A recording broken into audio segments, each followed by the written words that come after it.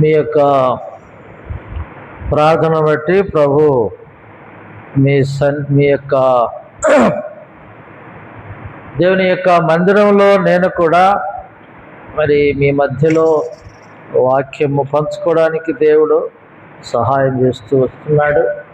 కనుక నేను నిజముగా దేవుని వాక్యములో మీకు చెప్పకముందు కొంచెము నా యొక్క సాక్ష్యాన్ని కూడా చెప్తాను.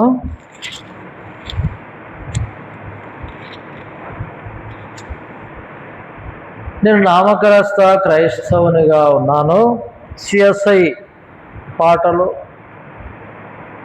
మరి పాడుతూ ఉన్నాను, కానీ రక్షణ అనేది తెలియదు. కాబట్టి రక్షణ అనేది చాలా గొప్పది, ఇది ప్రభు ద్వారా కలిగేది. కనుక మరి నా జీవితంలో మరి కొన్ని సంవత్సరాలు, దాదాపు నేను 4వ తరగతి చదువుతున్న దినాలు మొదలుకొని దేవుని సన్నిధికి జ్ఞాపకము నాకున్నది. అయినప్పటికీ కూడా మరి అందరూ పాటలు పాడుతుంటే నేను పాటలు పాడుతున్నామని, కానీ మారు మనసు నాకు లేదు. మందిరానికి పోతున్నాను, చర్చికి పోతున్నా కదా, ఇదే మారు మనసు అనుకున్నా నేను. కాబట్టి మారు మనసు అంటే నేను చేసినటువంటి పాపములన్నీ ఒప్పుకోవాలా, విడిచిపెట్టాలా అనేది నాకు తెలియదు. కాబట్టి మా ఊరికి చాలామంది సువార్థికులు, దేవుని సేవకులు మరి తప్పిపోయినటువంటి కుమారుని గురించి గోడ మీద ఫిగర్స్ కనిపించి చూపించేవాళ్ళు. అట్లా నేను కూడా తప్పిపోయిన కుమారులాగా నేను తప్పిపోయి ఉన్నాను, కానీ మందిరంలోకి వస్తున్నాను, ఊరికి పాటలు పాడుతున్నాం, ప్రార్థన చేస్తున్నాం అనుకునేవాడిని. కాబట్టి నిజమైనటువంటి మారు మనసు ఏంటో ప్రభు దర్శించిన తర్వాత నాకు తెలిసింది, నాకు అర్థమైంది. కనుక ఈ విధముగా మరి కొనసాగుతూ ఉన్నాను. దినములు, మాసములు, సంవత్సరాలు వెళ్ళిపోతూ ఉంటున్నాయి. కనుక మరి మా ఊరిలో కొన్ని గొడవలు ఉండేవి. పల్లెటూరులో రాజకీయ గొడవలు ఉంటాయి, మనకంత జ్ఞానం ఉండదు. వాళ్ళ కోసం, వారి స్వార్థం కొరకు ఈ పక్క మనసులు, ఆ పక్క మనసులు, మీకు అది చేస్తాం, ఇది చేస్తాం, నేనుండా మీకు అట్టా ఇట్ట అని చెప్పేవాళ్ళు. ఈ విధంగా చెప్పి అమాయకమైనటువంటి ప్రజలను చెడగొట్టేవారు. తర్వాత అర్థమైంది ఇదంతా. తర్వాత ప్రెసిడెంట్ ఓట్లు వచ్చినాయి. అప్పుడు మనిషిని బట్టి మనము ఒక వర్గానికి వచ్చేసినాం. అప్పుడు ఆ వ్యక్తి గెలిచినాడు. ఎట్లా గెలిచినాడంటే, మా ఊరు ఓట్లు 46 ఓట్లు ఉన్నాయి, 46 ఓట్లతోనే గెలిచినాడు ఆయన. ఇంకెట్టుంటుంది కొత్త వాళ్ళకు, మేము పక్కా వాళ్ళకి వేసినట్టు తెలిసిపోయింది. ఇంకా అప్పుడు పగబట్టినారనమాట మా ఊళ్ళో. ఎందుకంటే మనము పల్లెటూరులో ఈ సినిమాలు పార్టీలు, రామారావు పార్టీ అని చెప్పేసి తెలుగుదేశం పక్క వేసేసినాం, ప్రెసిడెంట్ గెలిపించినాం. ఆయపై ఏం చేసిందినా మనకు లాస్ట్కు తీసుకుపోయి జైల్లో పెట్టినాడు. చెప్తా, వాళ్ళు చేసింది అదే మనకు. కాబట్టి మరి మా ఊరిలో మాకు పొలాలు ఉన్నాయి. ఆ పొలం కాడ కొన్ని సమస్యలు.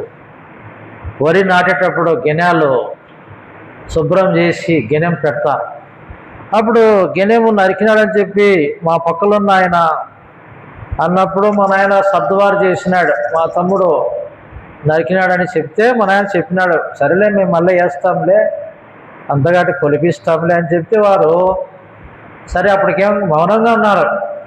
మధ్యలో ఉన్నారు కదా తంటాలు మారేళ్ళు, వాళ్ళు ఇంకా ఎక్కించినారు, ఆయనకు బాగా నేర్పించారనమాట. అట్లా సరే అని పంచాయతీ పెట్టి, పంచాయతీ మూర్ఖంగా ప్రెసిడెంట్ వచ్చి మాట్లాడితే అప్పటికేమో ఆయన వెళ్ళిపోయినాడు. ఆ పంచాయతీలో మా ఊర్లో ఉన్నటువంటి ఆయన టీచరు, ఉపాధ్యాయుడే అయినప్పటికీ కూడా ఆయన ఏమన్నాడంటే, మా నాయన్ను ఒక మాట అన్నాడు, కాళ్ళతో తను ఎగిరి పడతా ఉన్నాడు. మా నాయన ఆ మాట కూడా మౌనంగా అన్నాడు, సరేలే అన్నాడు. మా నాయన, మేము పొట్టిగా ఉన్నాం, మా నాయన 6 అడుగులు ఉన్నాడు, మంచి బలమైనటువంటి వాడు. ఆ వ్యక్తిని ఒక్క దెబ్బ కొట్టినాడంటే ఇంకా 3 నెలలు లేడాడు. ఆ వ్యక్తి మా నాన్న ఆ మాట అన్నాడు. అప్పుడు మా తమ్ముడు అన్నాడు, ఆ మనుషుడు వచ్చి ఈ మాట అంటే నువ్వు గమ్మునుంటావా, నువ్వు తన్నితే నీ కాలెమ్మడి వస్తాడాయన అన్నాడు. ఇది మధ్యలో ఉన్నవాడు విన్నాడు, వినిపోయి చెప్పినాడు. ఆయన రాత్రి అంతా తిట్టినాడు. సరే మన ఆయన సర్దుబాటు చేసిన ఆయన, ఎవరి తిట్టు వాళ్ళకే శాపం, గమ్మునని చెప్పి అరిచినాడు. తర్వాత ఉదయం వాళ్ళ అవతల బంధువులు రేపినారు ఆయనకు, ఇట్లా మనము కాదు, రాత్రి అంతా తిట్టినా రాలేదు వాళ్ళు గలాటకు, పోయి ఇండ్ల మీద పడదాంపా అని చెప్పి వారు టేగాళ్ళు ఈటెలు తీసుకొని మా ఇంటి మీదకి వచ్చినారు. అప్పుడు ఏ సంవత్సరం అంటే ఇది 1992 సంవత్సరం మాట చెప్తున్నాను. అప్పుడు బాత్రూమ్ గీతులు లేవు. మాది కొండ ప్రాంతము, జమ్మలవాడ దగ్గర మైలవరం దప్పెల్ల అని కొండ ప్రాంతం. చెంబు తీసుకొని బహిరంకి వెళ్ళేవారం బయటికి. తర్వాత మరి నేను పోతున్నాను, అంతలేకి వచ్చినారు చూడు వాళ్ళ కుమారులు, వాళ్ళ నాన్న అంతా కలిసి వాళ్ళు వచ్చేసినారు. 7 మంది వెంటనే వచ్చి పడ్డారు. ఎట్టుంటుంది పరిస్థితి? మా దగ్గర ఏమీ లేవు, మా దగ్గర కొండగాటు రాళ్ళు ఉన్నాయి. మా ఇంటి ముందు వసారా తీసి పడేసిందన్నమాట కట్టెలు, అవి పుచ్చిపోయినాయి. వెంటనే వాడు రావడము, మన మీదకి రావడంతో ఇంక ఏమన్నా చేస్తాడో ఏమోనని మేము కూడా రాళ్ళు రప్పలు ఆ కట్టెలు తీసుకొని చిక్కినట్టు మాది పెద్ద పెద్ద గుంపు మాది.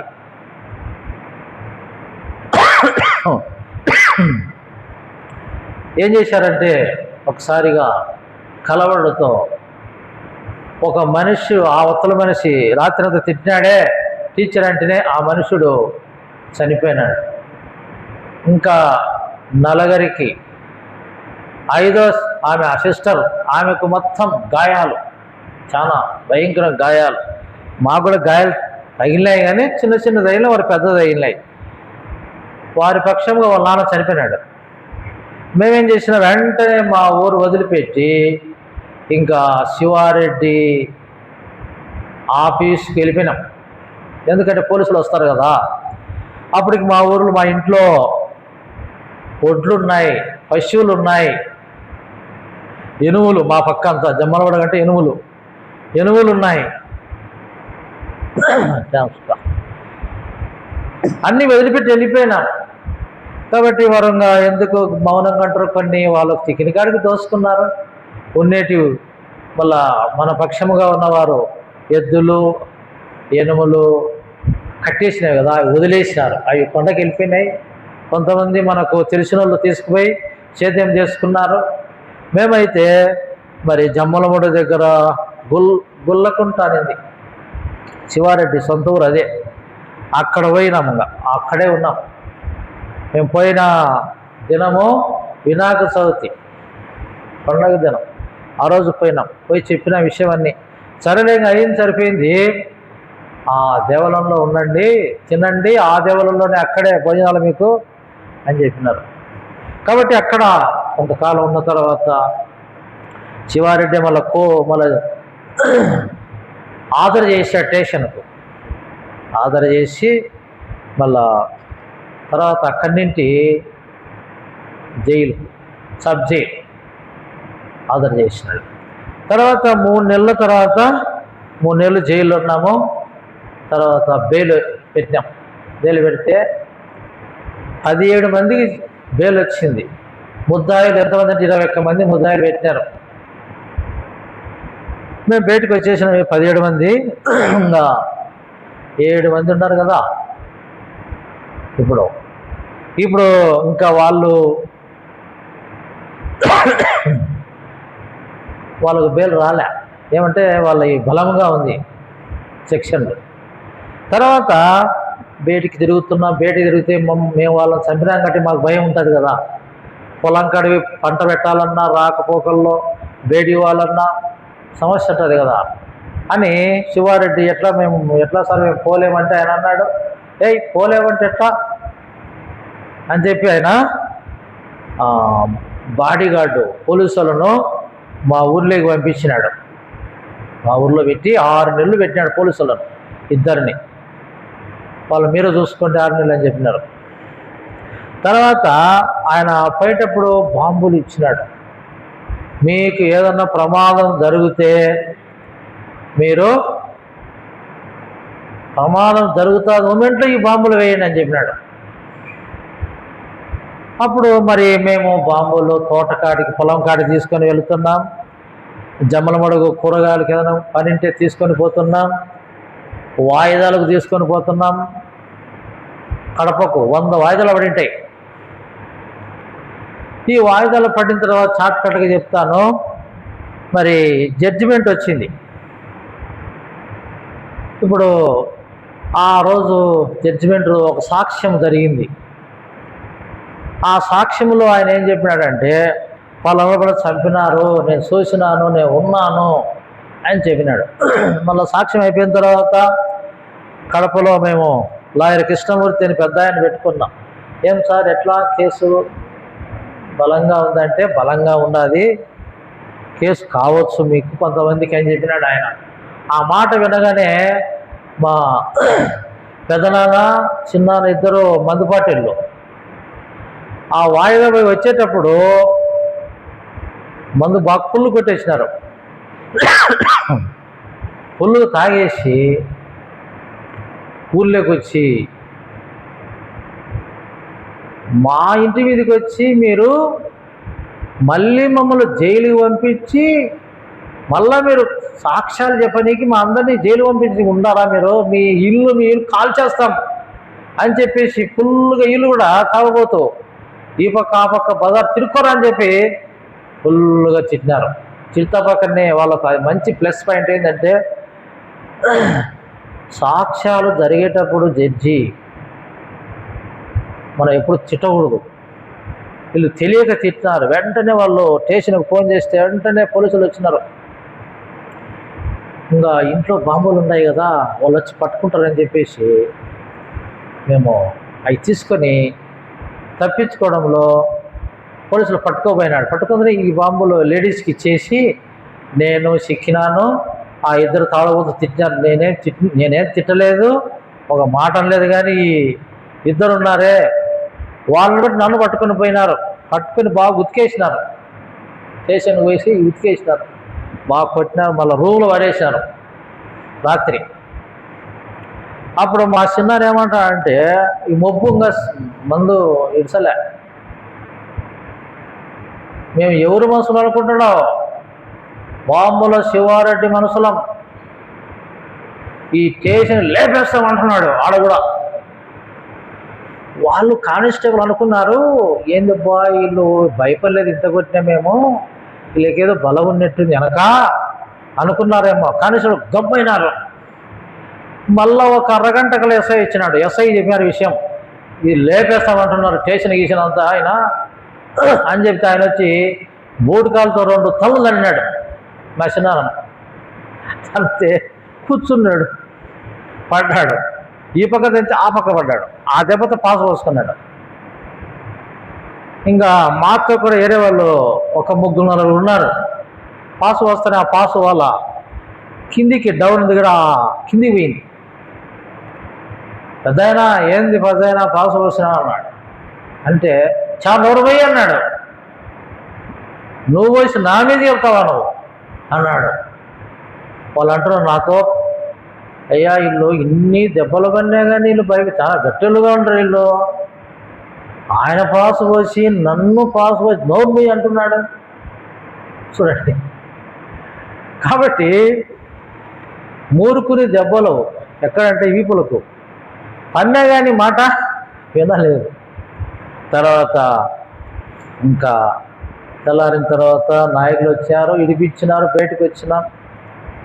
ఒకరోజు నేను జమ్మలమడుగు వచ్చినాను, అవి బాంబులు తీసుకుని వచ్చి తిరిగి ఇంటికి పోతున్నాను. మా ఊరికి ఒకటే బస్సు, ఉదయం ఒకటి, సాయంత్రం అంతే. ఇంకా ఉదయం 6:30కు ఒకటి ఉంది, 7 గంటలకు అట్లా. సాయంత్రము 5:30, 6 గంటలకు ఒక బస్సు ఉంది అంతే. ఇంకా ఆ బస్సు హౌస్ఫుల్ అయింది. లోపల ఎక్కడానికి నా చేతులు బాంబులు ఉన్నాయి కదా, అందుకని నేను టాప్ పైకి ఎక్కబోతున్నా అవి పట్టుకొని. ఒక ఆయన ఏం పట్టుకొని ఎక్కకపోతే నాకు ఇచ్చేయని అవి లాక్కొని టాప్ పైన ఇచ్చేసినాడు. చూడు, నేను అందులో బాంబులు ఉన్నాయని చెప్పలేను, చెప్పకపోతే ఇసిరెచ్చి పగిలితే బస్సు గీసు ఎవరు లేక అటువంటి బాంబులై. చూడు, నా యొక్క గుండె నీరయింది. ప్రభు మహాకృప, ఆయన నామములో రక్షణ పొందాలని నేను ఉన్నాను కనుక అవి ప్రభు కృప పగల్లేదు. పైన కూర్చున్నాను, తర్వాత దిగినాను. మళ్ళీ ఈ ఎవరో మనల్ని సంపాదించిన పనిలే, ఇవే మన వాళ్ళు చంపేటట్టున్నాయి అనుకున్నా. తర్వాత మరి దేవుని సేవకులు మా ఊరికి వచ్చి, అయ్యా దేవుని నమ్ముకోండి, దేవుడు తప్పిస్తాడు, విడిపించడానికి శక్తి గలవాడు అని చాలాసార్లు వచ్చి సువార్త చెప్పినారు, మా కోసం ప్రార్థన చేసినారు. మేము మాత్రం ఇంకా ఆపద ముక్కులు, కోర్టులు, కేసు అయితే కోర్టులు అని చెప్పేసి ఆపద ముక్కులు చర్చికి, చర్చికి పోతున్నాం, ప్రార్థన చేస్తున్నాం, కొండ ప్రార్థనలు చేస్తున్నాం. అయితే జైలు మాత్రం అవుతాదని లాయర్ చెప్పినాడు. అప్పుడు పోయేటప్పుడు, ఆ రోజు తెల్లారితే జడ్జిమెంట్ మేము పోయేటప్పుడు ఏం చేసినాడంటే, ఒక వాక్యం చదువుకొని పోయినా నేను. 121వ కీర్తన మొదటి నుండి లాస్ట్ వరకు చదివినా. 121వ కీర్తన లాస్ట్ వచ్చిన చదవండి మా. కీర్తన 121 లాస్ట్ వచనం. ఇది మొదలుకొని నిరంతరము నీ రాకపోకల యందు యెహోవా నిన్ను కాపాడు.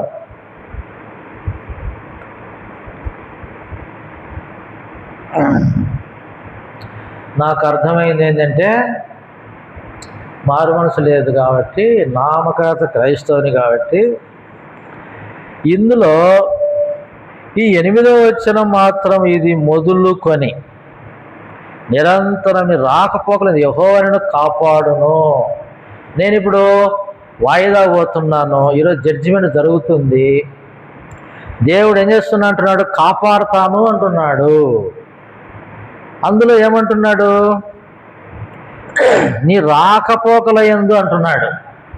రాక పోక, పోతాను వస్తానులే, జైలు పోలే అనుకున్నా, జైలు పోన్లే అనుకున్నా. అడవిన తర్వాత జడ్జి ఏం చేశాడంటే 7 మందికి లైఫ్ అన్నాడు. నా పేరు వసంతరావు, మా తమ్ముని పేరు ఆశీర్వాదం, మా అన్న పేరు ఆవేలు, మా నాన్న పేరు సుందరం,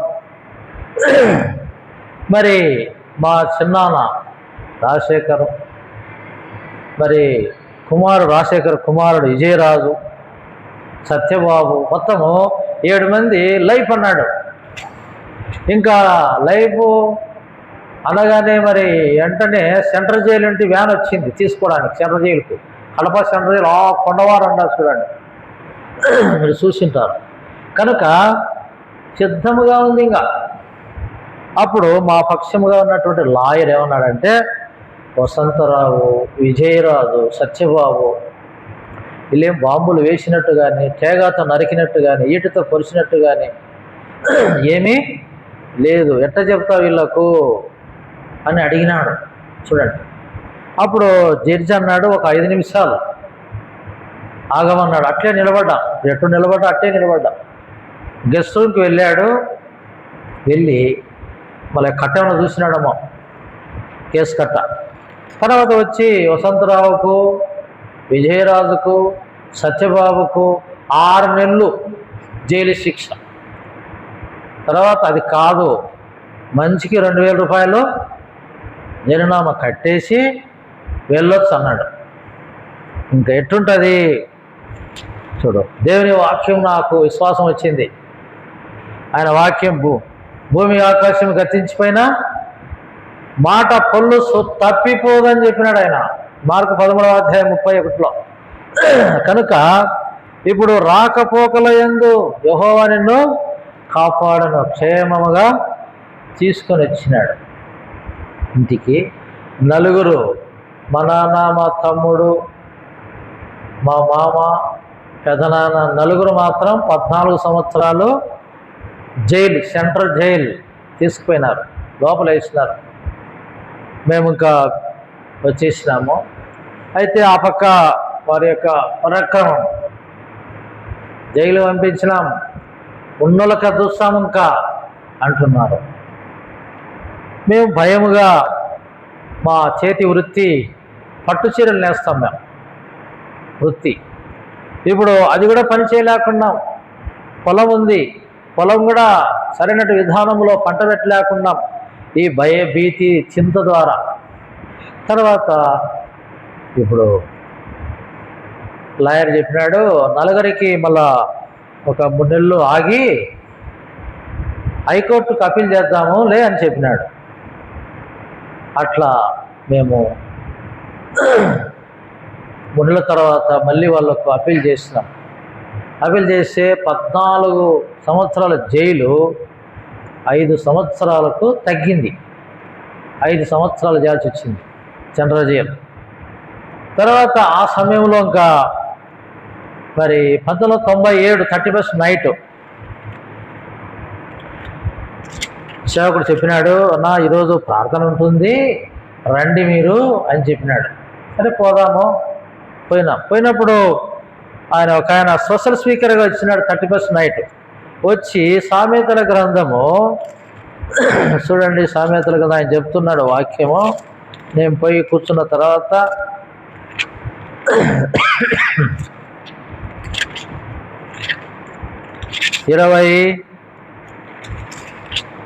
29వ అధ్యాయం 1వ వచనం, ఎన్నిసార్లు గద్దించినను లోబడిన వాడు మరి తిరుగు లేకుండా హఠాత్తుగా నాశనమగును అని చెప్పినాడు. ఇది మొదటి వర్తమానం. ఆయన చెప్పినాడు, ఎన్నిసార్లు గద్దించిన, అనేక సార్లు నాకు సువార్థికులు సేవకులు చెప్పినారు ఎన్నోసార్లు.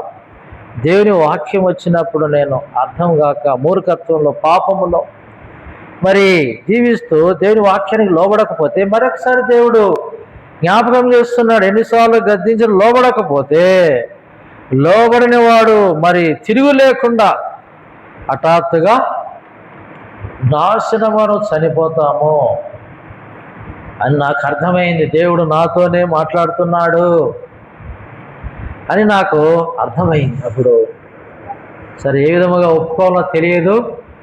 తర్వాత ఒక 2 నెలల తర్వాత నాకు జాండీస్ తెల్లకాయలు అయినాయి. అప్పుడు ప్రభు జ్ఞాపకం చేస్తున్నాడు, నువ్వు నీ పాపంలో ఒప్పుకోకపోతే నువ్వు సస్తావు జ్ఞాపకం చేసినాడు. అప్పుడు దేవుని సన్నిధిలో నా పాపములు నేను తెలిసిన కాటికి ఒప్పుకున్నా. తర్వాత సేవకులు చెప్పినారు ఏ విధముగా ఒప్పుకోవాలో ఆ విధముగా ఒప్పుకున్నా. పాపములు ఒప్పుకొని విడిచిపెట్టి 1998వ సంవత్సరము 10వ నెల 11వ తేదీ బాప్తిసం తీసుకున్నా. నా బాప్తిస వాగ్దానము యోహాను సువార్త 14:26, పరిశుద్ధాత్మ సమస్తం మీకు బోధించి జ్ఞాపకము చేయును అనే వాగ్దానం వచ్చింది. మందిరానికి వెళుతున్నాం. నా భార్య పేరు దీవెనమ్మ, ఇద్దరం కూడా బాప్తిసం తీసుకున్నాం. మందిరానికి వెళుతూ ఉంటున్నాం. అయితే ఈ బాంబులు ఉన్నాయి కదా, బాప్తిసం తీసుకున్న మా ఇంట్లోనే బాంబులు గోడలో గూడు పెట్టి బండ పెట్టి లోపల దానికి మళ్ళీ పైన క్యాలెండర్, ఎబ్రోల్ క్యాలెండర్ పెట్టి కనపరాకుండా పెట్టినాను. ఒకరోజు ప్రార్థన చేస్తూ ఉంటే ఒకరోజు నేను ఉపవాసం ఉండి ప్రార్థన చేస్తున్నా, ప్రభువా నాతో మాట్లాడుము అని. తర్వాత ఉదయం 8 గంటలకు ప్రార్థన ప్రారంభించిన, మధ్యాహ్నం 12 అవుతుంది, నాకేం దేవుని స్వరము ఏం లేదు, నాకు అర్థం కాలే. నాకు తర్వాత ప్రభువా ఒక మాట మాట్లాడినాయన, నేను కూడా ప్రార్థన మోకాల మీద ఉండలేకున్నాను, అలవాట్లేదు కాబట్టి ఉండలేకున్నా అని అడుగుతా ఉన్నా. ప్రభు చెప్పినాడు, నీకు ఎదురుగా ఉన్నటువంటి బాంబులను తీసేయి అని చెప్పినాడు. నేను ఆలోచన చేసిన, తీసేస్తే మన శత్రువులు ఉన్నారు కదా, ఎట్లా, మనమేమో వాళ్ళ మీదకి పోము, వాళ్ళు వచ్చే అని ఆలోచన, శరీర సంబంధ ఆలోచనలు వస్తున్నాయి, దుష్టుని యొక్క ఆలోచనలు అవన్నీ కూడా. తర్వాత 2-3 రోజులు, ఒక వారం లేటు చేసిన. అప్పుడు రాత్రి నిద్రపోతా ఉంటే ఒక కళ దేవుడు తీసుకొని వచ్చినాడు. మా ఇంట్లో బాంబులు పగిలిపోయినాయి, మా ఇల్లంతా కాలిపోతా ఉంది కళలో. అప్పుడు తెల్లారి వెంటనే ఇంకా అవి పగిలితే బతికేది లేక దేవుడు చూపిస్తున్నాడు అని చెప్పి తీసుకొని మా బంధువులకు పోయినైనా, ఈ నాకు వద్దు, మీరు ఉండించుకోండి, ఇంకా నేను ఈ పార్టీ నాకు అవసరం లేదు, నేను దేవుని నమ్ముకున్నాను అని చెప్పి వాళ్ళకి అప్పచెప్పాను. తర్వాత దేవుని మందిరానికి వెళుతూ ఉన్నాక పూర్తిగా ప్రభు సన్నిధిలో, ప్రభు 2000 సంవత్సరం 31st నైటు నాకు వాగ్దానం ఇచ్చాడు. ఆదికాండం 12:2, నిన్ను గొప్ప జనముగా చేసి నిన్ను ఆశీర్వదించేదను అని మాట చదువుదాం.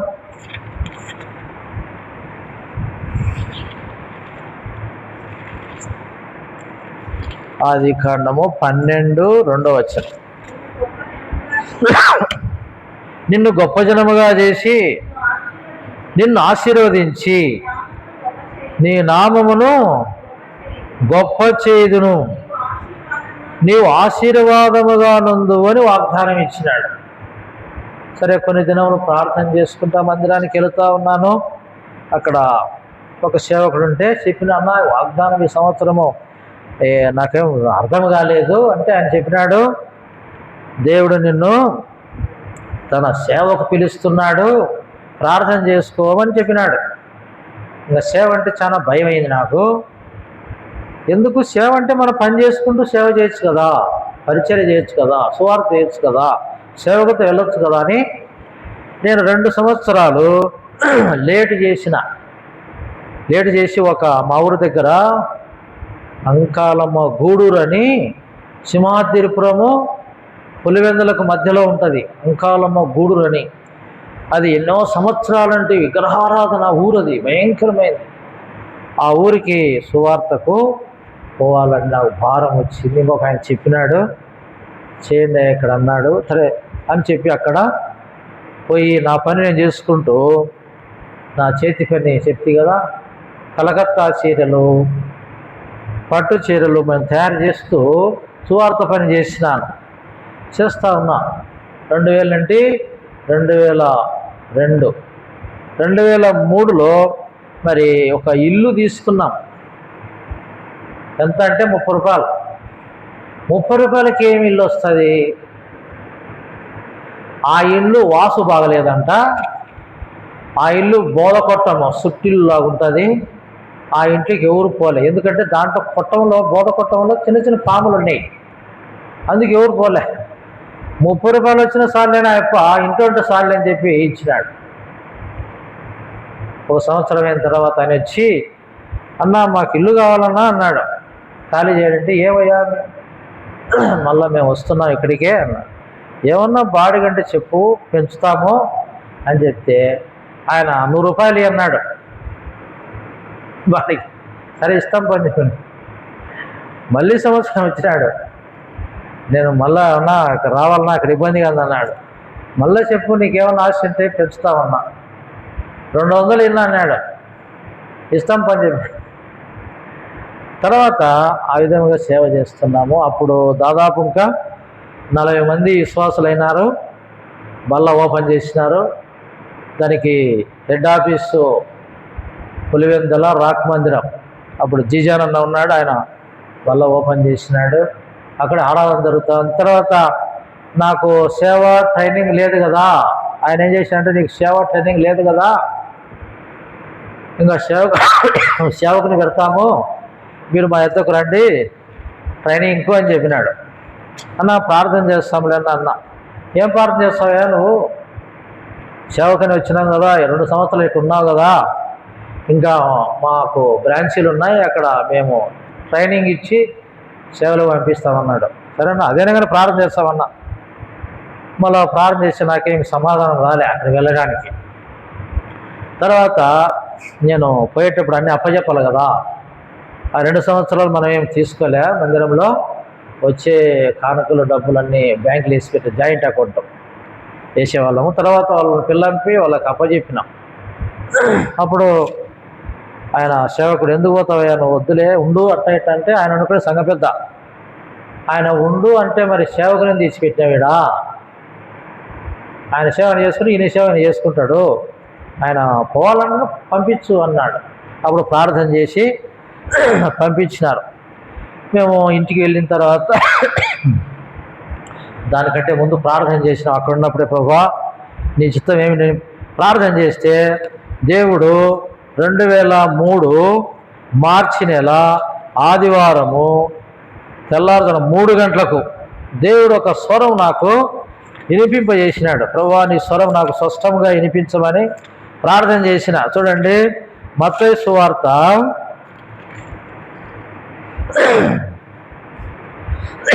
21:28 వచనం. దేవుడు ఆదివారం తెల్లారుజామున 3 గంటలకు మాట్లాడుతూ వచ్చినాడు. మీకేమి తోచున్నది ఒక మనుషునికి, మత్తయి సువార్త 21:28 వచనం. మీకేమి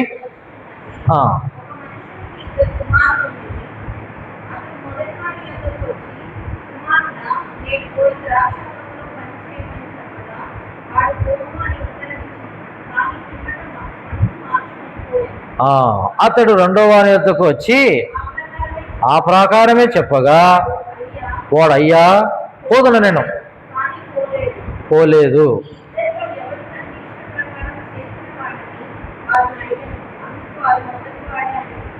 పోనన్నాడు, మనసు మార్చుకొని పోయినాడు. కాబట్టి ఈ విధముగా ప్రభు నాతో బహు స్పష్టముగా ఆయన స్వరాన్ని వినిపింపజేసినాడు. అప్పుడు నేను తీర్మానం చేసుకొని ప్రార్థన చేసుకొని, ప్రభువా నీ చిత్తం అయితే మరి నేను అప్పుడు మైలవరానికి పోయేవాడిని. ఎబ్రోన్ ఉంది అక్కడ మైలవరంలో, అక్కడ సహవాసానికి పోతా ఉన్నాను. ఇంకా అప్పుడు నీ చిత్తం అయితే ప్రభువా నేను నీ సేవ చేయాలంటే తిరుపతిలో దైవప్రసాద్ అన్న మరి ట్రైనింగ్ ఇస్తున్నాడు చాలామందికి, మరి ఇక్కడ ఎబ్రోన్లో అంటే మైలవరంలో స్థానిక సేవకునికి, అయ్యా మీ కాడ ఎవరన్నా సేవా పిలుపు ఉన్నోళ్ళుంటే నా యొద్దకు పంపించండి అని అడిగితే పోతాను, లేకపోతే నా పని నేను చేసుకుంటా, నీ సువార్త చేస్తాను అని అనుకున్నా. అప్పుడు దైవప్రసన్న సేవకునితో చెప్పినాడు, మీ వద్ద ఎవరన్నా ఉంటే సేవ పిలుపు కలిగిన వారు పంపించండి అని. అప్పుడు నన్ను ప్రార్థన చేసి వాళ్ళు పంపించినారు, సంఘ పెద్దలు, సేవకుడు. నేను సింగిల్గా పోయినాను. 2 వారాలు బాగా మందిరంలో కావలసిన ట్రైనింగ్ ఇచ్చినారు. తర్వాత నీ భార్య పిలుచుకొని రాపు అని చెప్పినారు. నా భార్యను కూడా తీసుకుని వచ్చినాం తిరుపతిలో. మరి కరెక్ట్గా 4 నెలలు ఉన్నాం. ఆయన అన్నాడు, సాక్ష్యం మమ్మల్ని వాక్యం చెప్పించుకున్నాడు. తర్వాత మీరు బుచ్చినాడు కనుక వెళ్ళయ్యా, ప్రార్థన చేసుకో, పంపిస్తాము నిన్ను అని చెప్పినారు. తర్వాత ప్రార్థన చేసుకున్నాం, ఆయన పంపించినారు సంఘ పెద్దలు, సేవకుడు. మరి బుచ్చినాడు కనుక 2 సంవత్సరాలు సేవ చేసినాం అక్కడ. తర్వాత అక్కడి నుండి చంద్రగిరికి 1 సంవత్సరం.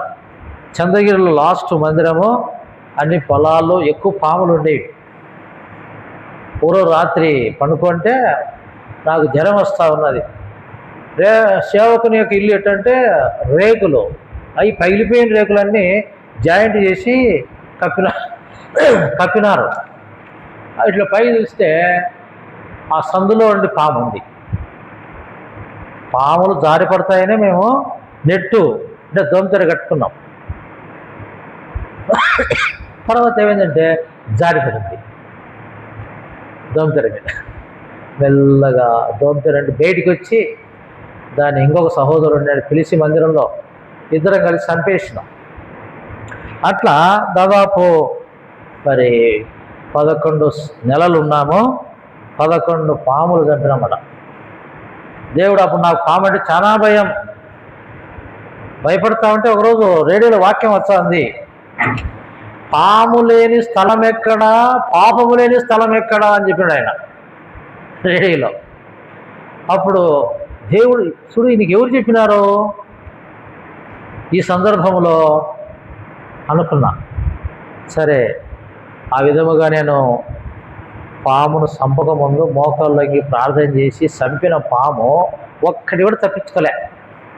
అన్నీ ప్రభు చిక్కిచ్చినాడు మన చేతిలోకి, చంపేట్టు సహాయం చేసినాడు, ధైర్యం ఇచ్చినాడు. మళ్ళా అవి పెద్ద పెద్ద నాగుపాములు చంపడానికి ప్రభు సహాయం చేశాడు. ఒక సందర్భంలో ఒక సేవకుడు వచ్చిన నాతో సహవాసము ప్రార్థన చేద్దామని. ఆ రోజే పెద్ద పాములు మధ్యాహ్నం భోంచేసి అట్లా మందిరంలో పనుకున్నారు. మందిరానికి ఆనుకొని వస్తారనేది అక్కడి నుండి పాము కిందికి దిగుతుంది. వాళ్ళు చూసినారు సేవకులు. అన్నా పామున్నా అన్నాడు. సరే అన్న పాము చంపుదామరా అంటే ఆయన అంటున్నాడు, అన్నా నేను పాములు చంపలేను,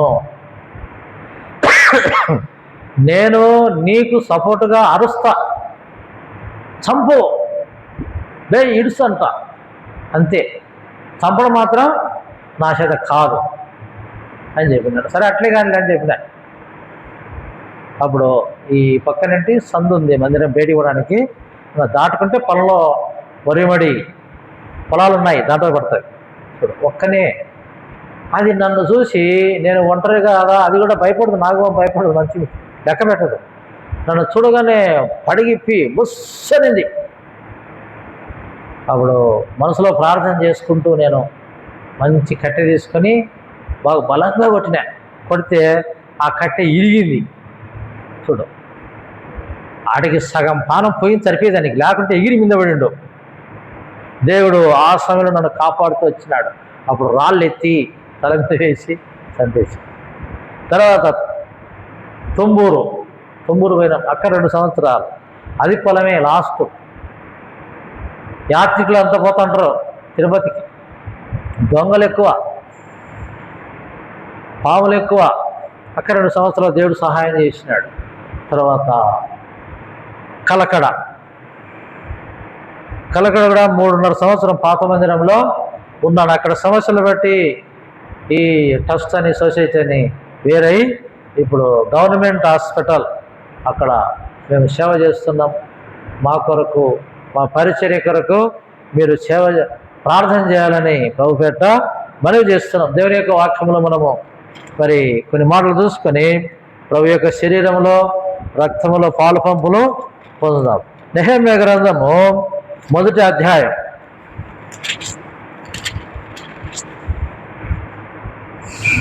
నెహెమ్యా గ్రంథము 1వ అధ్యాయం 1వ వచనం కలిసి చదువుదాం.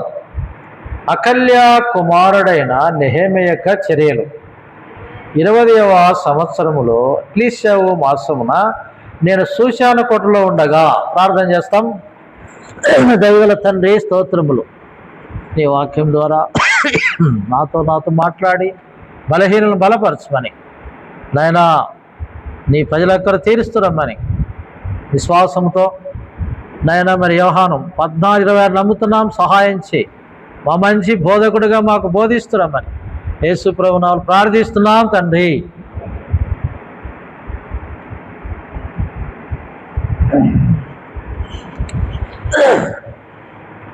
నెహెమ్యా గ్రంథము 1వ అధ్యాయం 1వ వచనంలో అకల్య కుమారుడైన నెహెమ్యా యొక్క చర్యలు. అకల్య మనకు ఆయన పేరు చాలా ఎక్కువ బైబిల్లో మనం చూడం. 4-5 సార్ల కంటే ఎక్కువ ఆయన పేరు లేదు. కానీ అకల్య గురించి చాలా లోతైనటువంటి మర్మాలు మనము తెలుసుకోవచ్చు. కాబట్టి అకల్య అనగా దాచబడినటువంటి క్రైస్తవుడు. ఎక్కడైనా కనిపించడు పరిచర్యలో, కానీ దాచబడినటువంటి పరిచర్య, ప్రార్థన పరిచర్య. దాచబడినటువంటి క్రైస్తవుడైనందుకు మనము శ్రమనుభవించాలా. క్రైస్తవులైనందుకు మనము ప్రార్థించే గుంపులో ఉండాలా. మన పర్సనల్ ప్రార్థన, కుటుంబ ప్రార్థన, సంఘ ప్రార్థన, మరి ప్రార్థించే వారముగా, ప్రతిదాని కొరకు ప్రార్థించే వారముగా ఉండాలి. కనుక అకల్య మరి దాచబడినటువంటి క్రైస్తవుడు, ప్రార్థించే ప్రార్థనాపరుడు. ప్రార్థించే ప్రార్థనాపరుడు అకల్యాకు ఎవరు పుట్టారంటే నెహెమ్య. నెహెమ్య అంటే ఆదరించువాడు. ఎవరిని ఆదరించేవాడు? ఇజ్రాయేలు ప్రజలను వారి దుఃఖములో నుండి వారి కన్నీరు తుడిచేవాడు. ఆదరణ, దేవుని ద్వారా ఆదరించేవాడు. కనుక ఇప్పుడు నెహెమ్య యొక్క చర్యలు, ఆయన యొక్క పరిచర్య, ఆయన యొక్క ప్రార్థన. కాబట్టి ఈ యొక్క అకల్య దాచబడినటువంటి ప్రార్థనాపరుడు, తన గర్భములో నుండి వచ్చిన కుమారుడు నెహెమ్య ఇజ్రాయేలును ఆదరించుటకు, ఇజ్రాయేలు ప్రజలకు మరి పరిచర్య, దేవుని కార్యములలో ఎంతో ఆసక్తి కలిగినటువంటి వాడు నెహెమ్య. కనుక ఈ అకల్య దాచబడినవాడు. కాబట్టి మొట్టమొదటిగా మనము దాచబడినటువంటి వారు ఎవరంటే యోహాను సువార్త 1:18. యోహాను సువార్త 1:18 వచనం చదవండి. ఎవడును ఎప్పుడైనాను దేవుని చూడలేదు, తండ్రి రొమ్మునున్న అద్వితీయ కుమారుడే ఆయనను బయలుపరచెను. కనుక మరి మొట్టమొదటిగా ఎవరు దాచబడి ఉన్నారు? దేవుడు కూడా దాచబడి ఉన్నాడు.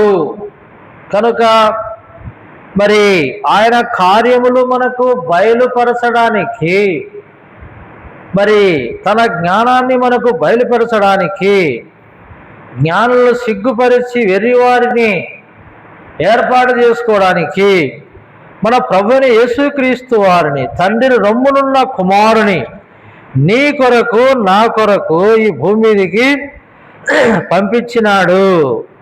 కాబట్టి ఇక్కడ మనం చూసిన తండ్రి రొమ్మునున్న అద్వితీయ కుమారుడే. కాబట్టి కుమారుడు, మరి కుమారుడు ఏం చేసినాడు?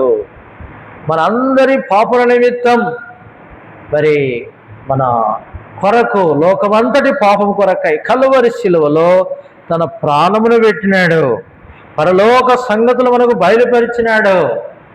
కనుక దేవుడు దాచబడి కుమారుని ద్వారా మనకు బయలుపరుస్తూ వచ్చినాడు.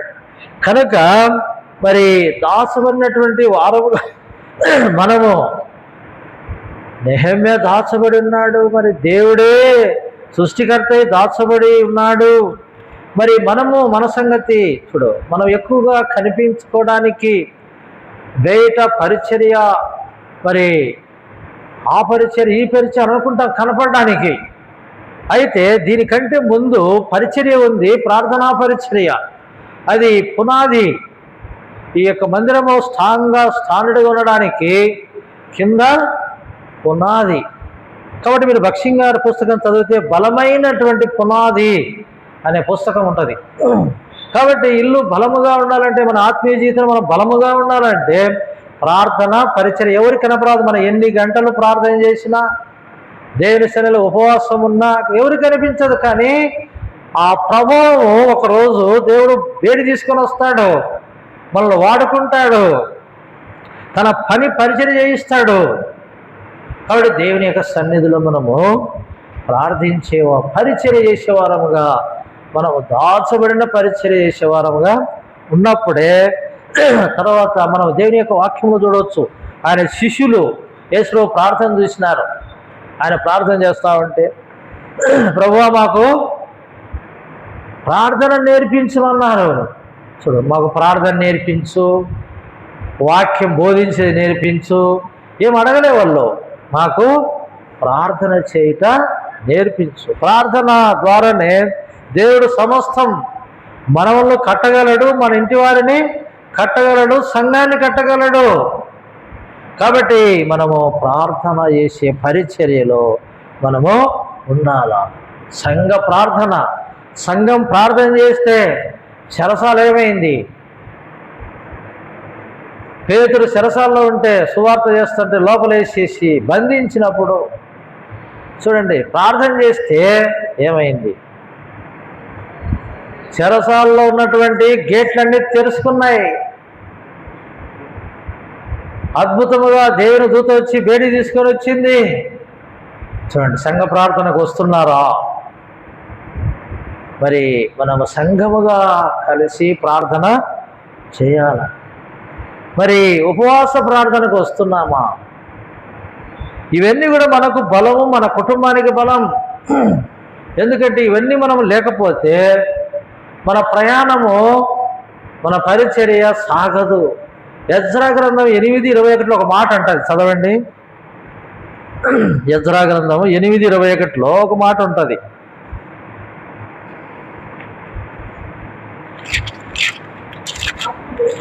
అప్పుడు దేవుని సన్నిధిని మమ్మను దుఃఖపరుచుకొని మాకును మా చిన్నవారికి మా ఆస్తికిని శుభప్రయాణము కలుగునట్టుగా ఆయనను వేడుకొనుటకు అహవా నది దగ్గర ఉపవాసముని ప్రకటించి తిని. కాబట్టి మనము ఉపవాసం, మన పితరులు ఏం చేశారంట? ఎజ్రా అనౌన్స్మెంట్ చేసి దేవుని ప్రజలకు ఉపవాస దినం. మన ప్రయాణం, మనకు రోజు ప్రయాణం, డ్యూటీ కావచ్చు, పని కావచ్చు, ఇంకా వేరే వ్యాపారం కావచ్చు, రకరకాల మన ప్రయాణాలు చాలా ఉంటాయి. ఈ ప్రయాణము కొరకు మనము వారంలో పరిశీలి అయితే వారానికి 2 సార్లు ఉపవాసం ఉంటున్నారు. ప్రభువే ఉన్నాడు, పరిశీల నీతి కంటే మీ నీతికి అధికం కావాలంటే మనం ఏం చేయాలంట? వారు 2 సార్లు చేస్తే మనము ఎక్కువ, ఆ తర్వాత ఎక్కువ చేయాలి కదా. మరి కనీసం ఒక్కసారి కూడా వారంలో మనం ఉపవాసం ఉండి ప్రార్థన చేయకపోతే మన ప్రయాణము ఎలాగూ శుభ ప్రయాణం. శుభం అంటే మంచిది. నీకు మంచిగా జరగాలంటే, నువ్వు మంచిగా ఉండాలంటే, నీ ప్రయాణం రాకపోకలేదు బాగుండాలంటే దేవుని సన్నిధికి వచ్చి మనం ఏం చేయాలంటే వేడుకోవాలా అంటున్నాడు. కాబట్టి నువ్వు ఎక్కడున్నావు? ప్రభు మందిరాన్ని తీసుకొని వచ్చినాడు. ఒక ఆదివారము కాదు, మనకు సంఘ ప్రార్థన అవసరం, ఉపవాస ప్రార్థన అవసరం. అప్పుడే మన ప్రయాణాలు క్షేమముగా, మన పరిచర్యలో దేవుడు నడిపించేవాడుగా, మన యొక్క దేవుడు మనకిచ్చిన పరిచర్యలో దేవుడు తన ఆత్మచేత నడిపించేవాడుగా ఉంటాడు. కాబట్టి శుభ ప్రయాణము కావాలంటే మనం దేవుని సన్నిధికి వచ్చే వారముగా ఉండాలా. కాబట్టి పర్సనల్ ప్రార్థన కలిగిన వారముగా ఉండాలా. కాబట్టి దేవుని యొక్క స్వరం కొరకు కనిపెట్టే వారముగా ఉండాలా. ఈ విధముగా మనం చేస్తే ఈ ఫ్యాన్ ఆఫ్ చేయవదరు, కొంచెం దగ్గు వస్తుంది, ఇదొక్కటే. కాబట్టి మనము ఈ విధముగా దేవుని సన్నిధిలో మనం ప్రార్థించే అలవాటు చేసుకోవాలా. ప్రార్థన లేకపోతే మన ప్రయాణంలో శుభం ఉండకూడదు. శుభం ఉన్నదా లేదా అనేది మనకు కూడా కొంచెం తెలుస్తుంటుంది. మన పరిచర్యలో కావచ్చు, మన పనిలో కావచ్చు, మన డ్యూటీలో కావచ్చు, మన కుటుంబంలో కావచ్చు, గలిబిలి కనివిజు ఏమి చేయాలా, ఎటు వెళ్ళాలా. కాబట్టి దావీదు మనం చూస్తే సమూయేలు గ్రంథంలో దేవుని సన్నిధికి వచ్చి నేను ఎక్కడికి వెళ్ళాలా అని ప్రార్థన చేసినాడు. చూడండి, 2వ సమూయేలు గ్రంథము 1వ అధ్యాయము 2వ వచనం.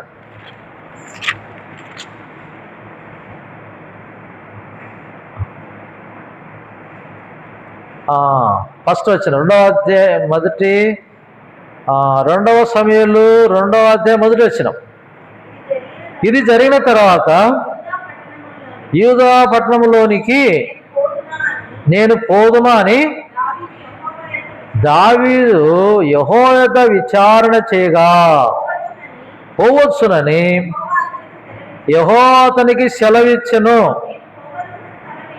నేను పోవలసిన స్థలం ఏదని దావీదు మనవి చేయగా హెబ్రోనుకు పొమ్మని ఆయన సెలవిచ్చాను. కాబట్టి ఎక్కడ పోవాలి ప్రభు చెప్తున్నాడు, హెబ్రోనుకు పో. హెబ్రోన్ అంటే మనకు తెలుసు, సహవాసము, విశ్వాసము.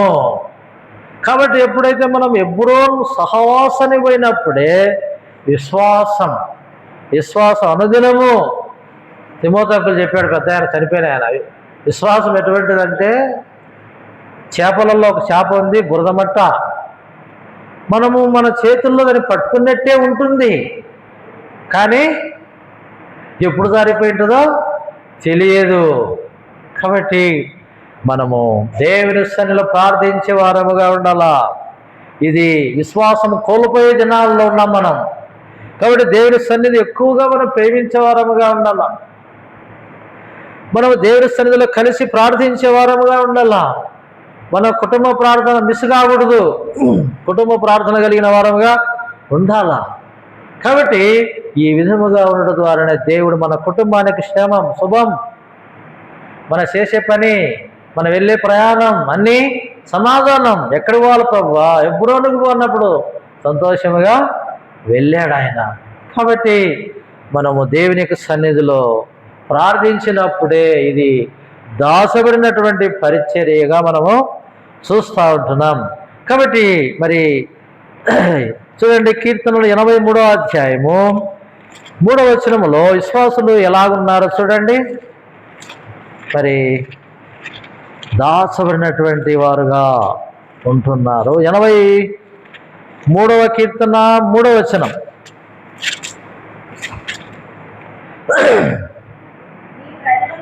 నీ ప్రజల మీద వారు